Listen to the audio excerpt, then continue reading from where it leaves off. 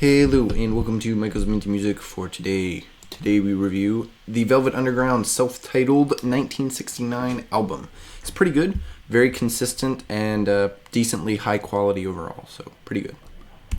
This is the track listing, and these are the tracks I added to my playlist. 7 out of 10, so most of them. This album is very mellow and a lot less high energy than their previous albums. There's only 1 or 2 songs here that are even sort of middle speed.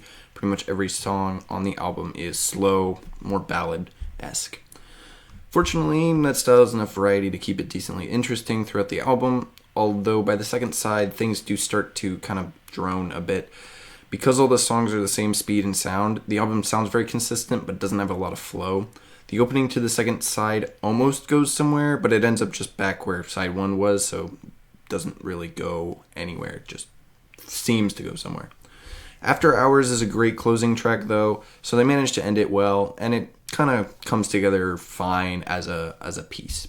The genre has a more alternative take on their previous styles of psychedelic and experimental rock. It's the same sort of stuff, they've just chosen to take it in a different direction, and it works out fine here in my opinion. There were no singles released before the album, and none of the tracks here were particularly popular at the time.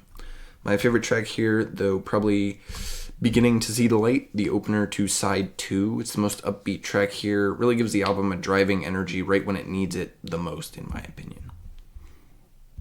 I rank this album second out of the 3 Velvet Underground albums I've heard so far. The Velvet Underground is not as good as their debut album.